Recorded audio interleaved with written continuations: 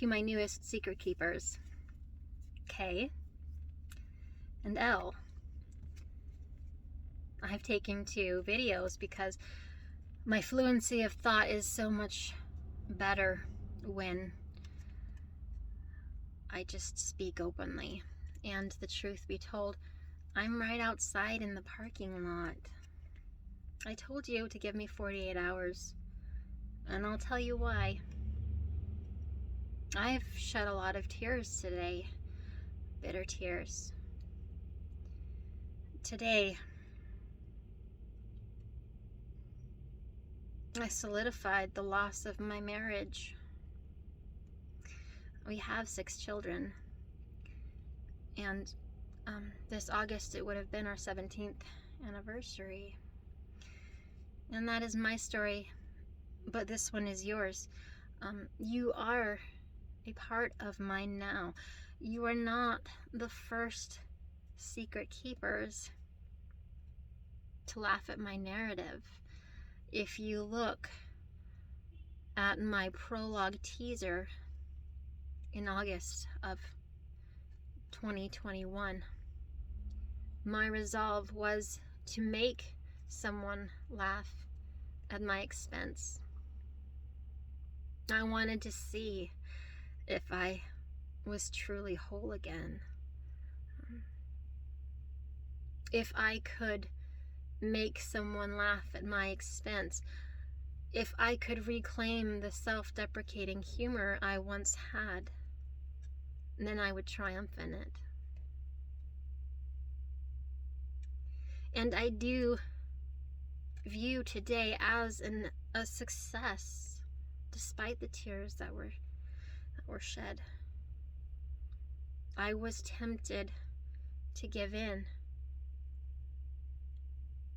to my illness, this disease that is addiction. I was tempted. I had been lying on a generic Advil with some sleep aid in it, and I had inadvertently developed a dependency on it.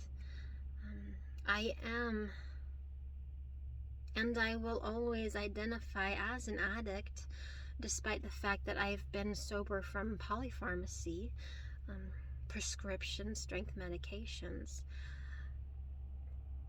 The reality is I identify as an addict, even if I am a sober one, because it is a lifelong illness, and I don't have to be ashamed of my internal thought processes.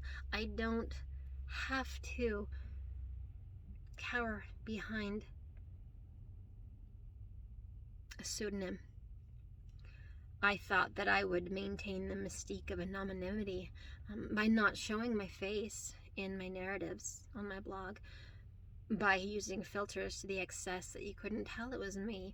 But that would have facilitated an even deeper message that I was still harboring some degree of shame. My name is Jenny. I have drowned in Madagascar, and in time you will know what that means. I work in healthcare. I am a nurse's aide. The physiology of this epidemic, this pandemic, deprives our lungs of oxygen as fluid fills the small sacs of alveoli within your lungs, leaving you to the extent that you feel as if you are suffocating, as if you are drowning. So many people have drowned in their own physiology. I have never tested positive for COVID-19. And as I work in healthcare, that is indeed indicative of a blessing from my higher power. But I have drowned nonetheless. I have drowned in Madagascar. And you will know what that means. Others have drowned in Ambien, drowned in alcohol. Others have drowned in pornography. Others have drowned in the deepest of shames. And there are so little people that are able to grasp the severity of their desperation, the desperate need to fill your lungs with life and vitality, of life-sustaining oxygen. We are facilitating still an epidemic that will claim more lives as a repercussion of this global pandemic. And that is the statistical trajectory of an epidemic of ignorance.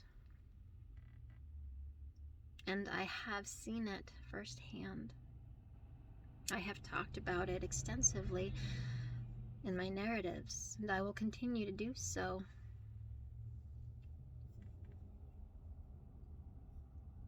I made you laugh, howbeit ever small, and I triumphed in it, because when you can find commonality, when you can find relatability, when you can break walls, when you can laugh, so many other barriers disintegrate and fall. So many of those things that we find impenetrable barriers fall by the wayside. And I have a person who is very, very special to me.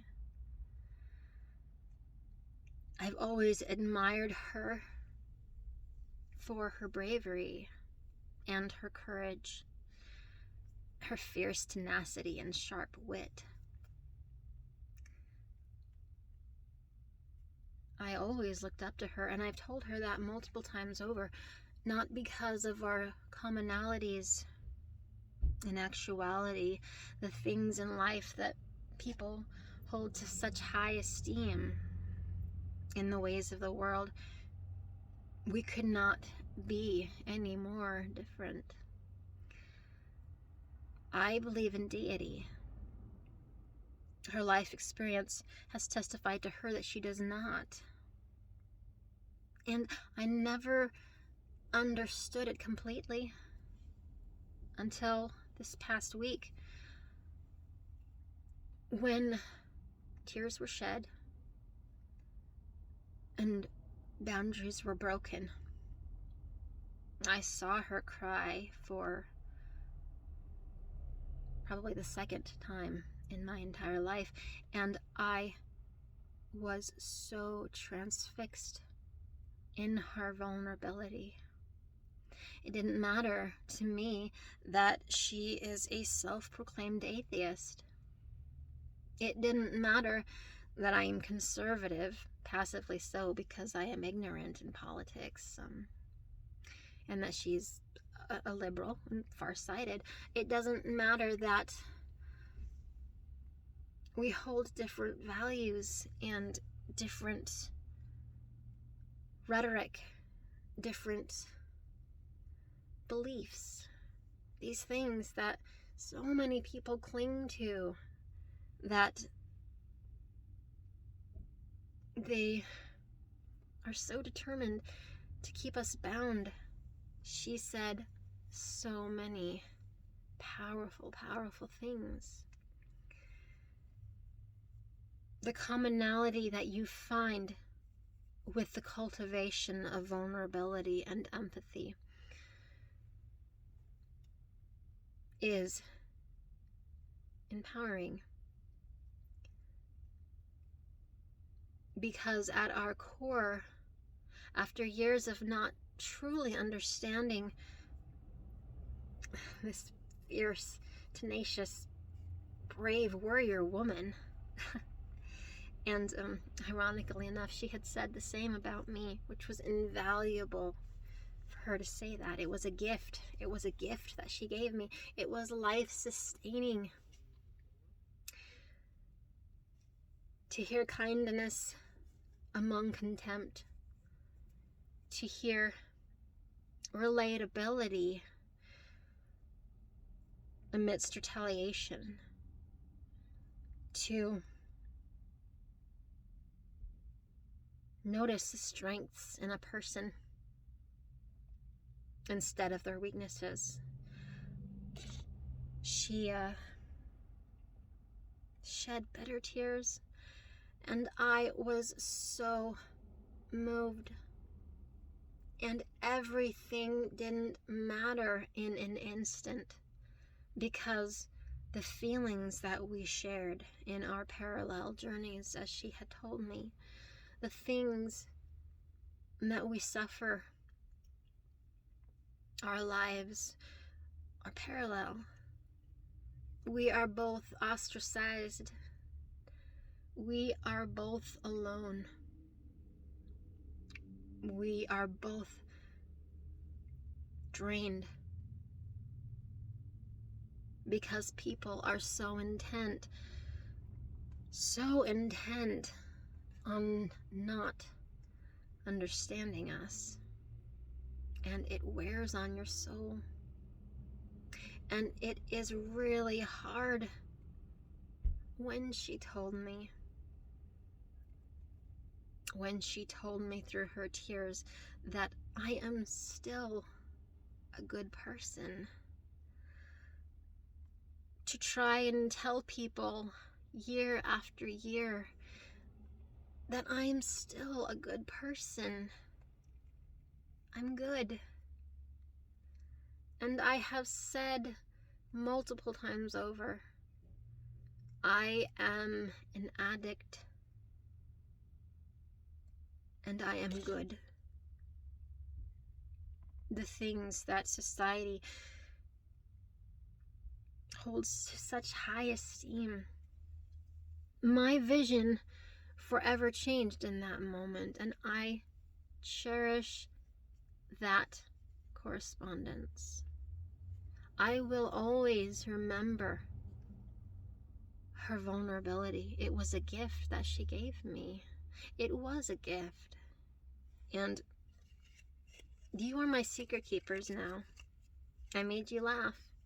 You have an obligation. My book is dedicated to you. K and L. You have a solemn obligation. If you did think of someone in 3 seconds, you have to like, you have to share, and you have to facilitate my advocacy. I may jest, I may joke. I have my self-deprecating humor back, and I am whole. But if my book is dedicated to you, help me. I am drowning in Madagascar.